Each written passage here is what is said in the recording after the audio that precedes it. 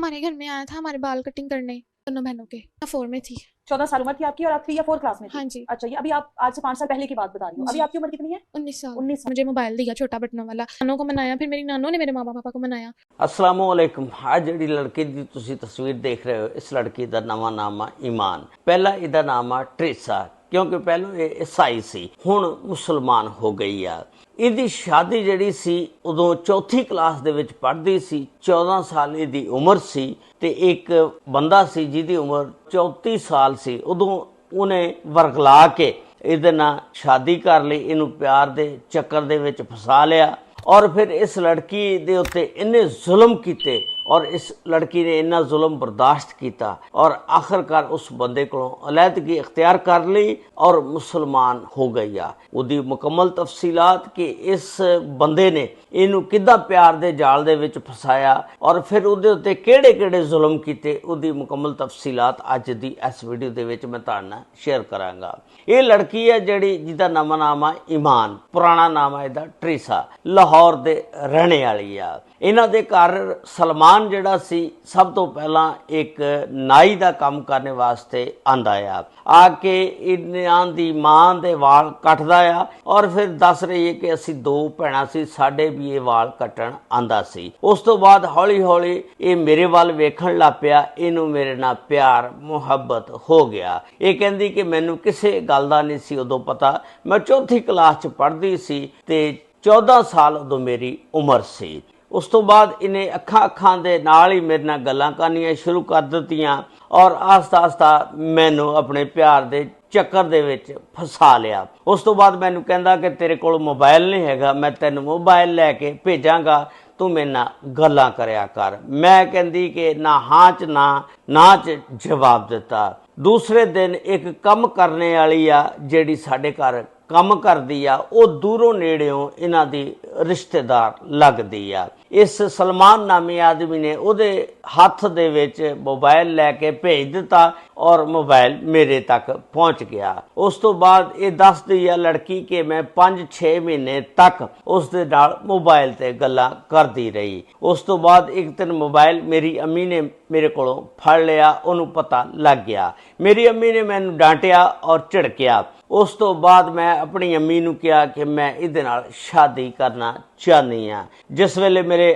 ਵਾਲਦ ਨੂੰ ਪਤਾ ਲੱਗ ਗਿਆ, ਉਹਨਾਂ ਨੇ ਵੀ ਇਨਕਾਰੀ ਕਰ ਦਿੱਤੀ। ਉਹਨਾਂ ਨੇ ਕਿਹਾ ਕਿ ਇਹ ਤੇਰੀ ਸ਼ਾਦੀ ਇਸ ਤਰ੍ਹਾਂ ਇਹਦੇ ਨਾਲ ਨਹੀਂ ਹੋ ਸਕਦੀ ਕਿਉਂਕਿ ਉਮਰ ਦਾ ਬੜਾ ਫਰਕ ਆ। ਖੈਰ ਇਹ ਲੜਕੀ ਕਹਿਣ ਲੱਗੀ ਕਿ ਉਸ ਤੋਂ ਬਾਅਦ ਮੈਂ ਆਪਣੀ ਨਾਨੋ ਨੂੰ ਮਨਵਾਇਆ। ਮੇਰੀ ਨਾਨੋ ਨੇ ਫਿਰ ਮੇਰੇ ਵਾਲदैन ਨੂੰ ਰਾਜ਼ੀ ਕੀਤਾ ਔਰ ਅੱਜ ਤੋਂ 5 ਸਾਲ ਪਹਿਲੋਂ ਤਕਰੀਬਨ ਮੇਰੀ ਸ਼ਾਦੀ ਇਸ ਸਲਮਾਨ ਨਾਮੀ ਆਦਮੀ ਦੇ ਨਾਲ ਹੋ ਜਾਂਦੀ ਆ। ਫਿਰ ਮੈਂ ਸ਼ਾਦੀ ਕਰਵਾ ਕੇ ਜਿਸ ਵੇਲੇ ਇਹਨਾਂ ਦੇ ਘਰ ਪਹੁੰਚਦੀ ਆ ਤੇ ਮੈਨੂੰ ਹਫਤੇ 1.5 ਹਫਤੇ ਬਾਅਦ ਪਤਾ ਲੱਗਦਾ ਕਿ ਸਲਮਾਨ ਜਿਹੜਾ ਸ਼ਾਦੀशुदा ਆ ਔਰ 2 ਬੱਚਿਆਂ ਦਾ ਬਾਪ ਆ। ਬੀਵੀ ਇਹਦੀ ਫੌਤ ਹੋ ਚੁੱਕੀ ਹੁੰਦੀ ਆ ਤੇ ਇਹਦਾ ਵਾਲਦ ਜਿਹੜਾ ਹੁੰਦਾ ਤੇ ਵਾਲਦਾ ਜਿਹੜੀ ਆ ਫੌਤ ਹੋ ਚੁੱਕੀ ਹੁੰਦੀ ਆ। ਤੇ ਜਦੋਂ ਮੈਨੂੰ ਸ਼ਾਦੀ ਦਾ ਪਤਾ ਲੱਗਾ ਕਿ ਇਹ 2 ਬੱਚਿਆਂ ਦਾ ਬਾਪ ਵੀ ਆ ਤੇ ਮੈਂ ਰੋਣ ਪਿੱਟਣ ਲੱਗ ਪਈ। ਆਂਢੀ ਗੁਆਂਢੀ ਰਿਸ਼ਤੇਦਾਰ ਵੀ ਮੈਨੂੰ ਕਹਿਣ ਲੱਗ ਪਏ ਕਿ ਅਗਰ ਸਾਨੂੰ ਪਤਾ ਹੁੰਦਾ ਤੂੰ ਇਹਦੇ ਨਾਲ ਸ਼ਾਦੀ ਕਰਨ ਲੱਗੀ, ਅਸੀਂ ਤੈਨੂੰ ਸ਼ਾਦੀ ਤੋਂ ਰੋਕ ਦੇਣਾ ਸੀ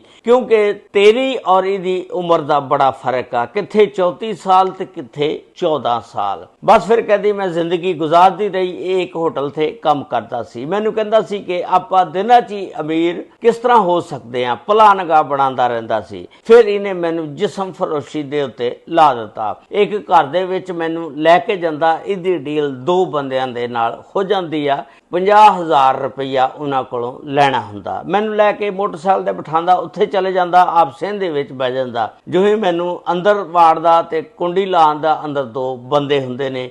ਮੈਂ ਉਹਨਾਂ ਦੇ ਪੈਰ ਵੀ ਪਕੜਦੀਆਂ, ਉਹਨਾਂ ਦੀ ਮਿੰਨਤ ਸਮਾਜਤ ਕਰਦੀਆਂ, ਲੇਕਿਨ ਉਹ ਕਹਿੰਦੇ ਕਿ ਅਸੀਂ ਤੇਰਾ 50,000 ਰੁਪਇਆ ਦਿੱਤਾ, ਅਸੀਂ ਤੈਨੂੰ ਨਹੀਂ ਛੱਡ ਸਕਦੇ। ਖੈਰ ਕਹਿੰਦੀ ਕਿ ਉਸ ਤੋਂ ਬਾਅਦ ਮੈਂ ਵਾਪਸ ਆ ਜਾਂਦੀ ਹਾਂ ਘਰ। ਆ ਕੇ ਇਹਦੇ ਨਾਲ ਨਾਰਾਜ਼ ਹੋ ਜਾਂਦੀ ਹਾਂ। ਮੈਨੂੰ ਮਨਾਉਣ ਦੀ ਬੜੀ ਕੋਸ਼ਿਸ਼ ਕਰਦਾ। ਉਹ ਕਦੀ ਪੁੱਛਦਾ ਕੀ ਖਾਣਾ ਖਾਣਾ ਕੀ ਕਰਨਾ ਤੇ ਤੂੰ ਪਰੇਸ਼ਾਨ ਕਿਉਂ ਆ। ਤੇ ਖੈਰ ਮੈਂ ਨਹੀਂ ਮੰਨਦੀ ਹੈਗੀ। ਉਸ ਤੋਂ ਬਾਅਦ ਇਹ ਘਰੋਂ ਬਾਹਰ ਨਿਕਲ ਜਾਂਦਾ। ਜਿਸ ਵੇਲੇ ਘਰੋਂ ਨਿਕਲਦਾ ਮੈਂ ਆਪਣੇ ਘਰੋਂ ਨਿਕਲਦੀ ਆ ਇਹਦੀ ਗੈਰ ਮੌਜੂਦਗੀ ਦੇ ਵਿੱਚ ਤੇ ਆਪਣੇ ਵਾਲਦੈਨ ਦੇ ਘਰ ਚਲੇ ਜਾਂਦੀ ਆ ਔਰ ਵਾਲਦੈਨ ਦੇ ਘਰ ਜਾ ਕੇ ਦੱਸਦੀ ਆ ਕਿ ਮੈਂ ਉਹਦੇ ਨਾਲ ਜ਼ਿੰਦਗੀ ਨਹੀਂ ਗੁਜ਼ਾਰਨੀ। ਖੈਰ ਵਾਲਦੈਨ ਮੈਨੂੰ ਪੁੱਛਦੇ ਨੇ ਕਿਉਂ ਨਹੀਂ ਗੁਜ਼ਾਰਨੀ। ਮੈਂ ਕਹਿੰਦੀ ਕਿ ਉਹਦੀ ਉਮਰ ਜ਼ਿਆਦਾ ਆ, ਮੈਂ ਨਹੀਂ ਰਹਿਣਾ। ਵਾਲਦੈਨ ਕਹਿੰਦੇ ਅਸੀਂ ਤੈਨੂੰ ਪਹਿਲਾਂ ਵੀ ਰੋਕਦੇ ਰਹੇ, ਤੂੰ ਉਦੋਂ ਮੰਨੀ ਨਹੀਂ ਹੈਗੀ। ਖੈਰ ਇਹ ਵਾਲਦੈਨ ਦੇ ਘਰ ਰਹਿਣ ਲੱਗ ਪਈ। ਕੋਈ ਮਹੀਨਾ ਡੇਢ ਰਹੀ ਆ। ਉਸ ਤੋਂ ਬਾਅਦ ਇਹਨੇ ਆਪਣੇ ਜਿਹੜੇ ਕੋਈ ਭੈਣਾ ਭਰਾ ਸੀ ਰਿਸ਼ਤੇਦਾਰ ਕੋਈ ਉਹਨਾਂ ਨੂੰ ਭੇਜਿਆ ਇਹਨਾਂ ਦੇ ਘਰ ਆ ਕੇ ਉਹਨਾਂ ਨੇ ਮਿਹਨਤ ਸਮਾਜਤ ਕੀਤੀ। ਖੈਰ ਮੇਰੇ ਵਾਲਦੈਨ ਔਰ ਮੈਂ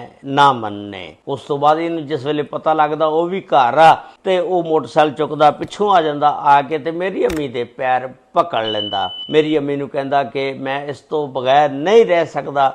ਮੈਂ ਬਾਈਬਲ ਦੇ ਉੱਤੇ ਕਸਮ ਦਿਨਾ ਹੱਥ ਰੱਖ ਕੇ ਕਹਿਣਾ ਕਿ ਅੱਜ ਤੋਂ ਬਾਅਦ ਮੈਂ ਇਹਦੇ ਨਾਲ ਕੋਈ ਜ਼ਿਆਦਤੀ ਨਹੀਂ ਕਰਾਂਗਾ। ਉਸ ਤੋਂ ਬਾਅਦ ਮੇਰੀ ਮਾਂ ਮੰਨ ਜਾਂਦੀ ਆ, ਮੈਨੂੰ ਇਸ਼ਾਰਾ ਕਰਦੀ ਔਰ ਮੈਂ ਇਹਨਾਂ ਦੇ ਨਾਲ ਵਾਪਸ ਆਪਣੇ ਸਸੁਰਾਲ ਘਰ ਆ ਜਾਂਦੀਆਂ। ਉਸ ਤੋਂ ਬਾਅਦ ਫਿਰ ਇਹ ਬੰਦਾ ਕਹਿੰਦਾ ਕਿ ਹੁਣ ਕੀ ਕਰੀਏ, ਮੈਂ ਜਿਸਮ ਫਰੋਸ਼ੀ ਵਾਲਾ ਧੰਦਾ ਤਾਂ ਨਹੀਂ ਤੇਰੇ ਕੋਲੋਂ ਕਰਾਂਦਾ, ਇਹ ਅੱਛਾ ਨਹੀਂ ਹੈਗਾ। ਹੁਣ ਆਪਾਂ ਇਸ ਤਰ੍ਹਾਂ ਕਰੀਏ ਕਿ ਸ਼ਰਾਬ ਵੇਚਣੀ ਸ਼ੁਰੂ ਕਰੀਏ ਕਿਉਂਕਿ ਸ਼ਰਾਬ ਦੇ ਵਿੱਚ ਬੜਾ ਪੈਸਾ ਆ। ਉਸ ਤੋਂ ਬਾਅਦ ਇਹ ਬੰਦਾ ਜਿਹੜਾ ਮੈਨੂੰ ਇੱਕ ਦਿਨ ਮੋਟਰਸਾਈਕਲ ਤੇ ਬਿਠਾਉਂਦਾ, ਸ਼ਰਾਬ ਦਾ ਬੈਗ ਜਿਹੜਾ ਭਰਿਆ ਹੁੰਦਾ ਬੋਤਲਾਂ ਦੇ ਨਾਲ ਉਹ ਮੈਨੂੰ ਪਕੜਾਉਂਦਾ ਔਰ ਅਸੀਂ ਡਿਫੈਂਸ ਵਾਲੀ ਸਾਈਡ ਨੂੰ ਚੱਲ ਪੈਂਦੇ ਆ। ਉਸ ਤੋਂ ਬਾਅਦ ਰਸਤੇ ਦੇ ਵਿੱਚ ਇੱਕ ਇਸ਼ਾਰਾ ਆਉਂਦਾ, ਸਿਗਨਲ, ਉੱਥੇ ਰੁਕ ਜਾਂਦੇ ਆ। ਇੱਕ ਪੁਲਿਸ ਦੀ ਗੱਡੀ ਜਿਹੜੀ ਆ ਉਹ ਮੇਰੇ ਕੋਲ ਆ ਕੇ ਰੁਕ ਜਾਂਦੀ ਆ। ਕਿਉਂਕਿ ਮੈਂ ਔਰਤ ਜ਼ਾਤ ਸੀ, ਘਬਰਾ ਗਈ ਔਰ ਮੈਂ ਮੋਟਰਸਾਈਕਲ ਤੋਂ ਉਤਰੀ ਔਰ ਉਹ ਜਿਹੜਾ ਥੈਲਾ ਸੀ ਟੈਂਕੀ ਦੇ ਉੱਤੇ ਰੱਖ ਦਿੱਤਾ। ਉਸ ਤੋਂ ਬਾਅਦ ਮੈਂ ਕਿਹਾ ਕਿ ਮੈਂ ਨਹੀਂ ਤੇਰੇ ਨਾਲ ਜਾਣਾ, ਤੂੰ ਚਲੇ ਜਾ।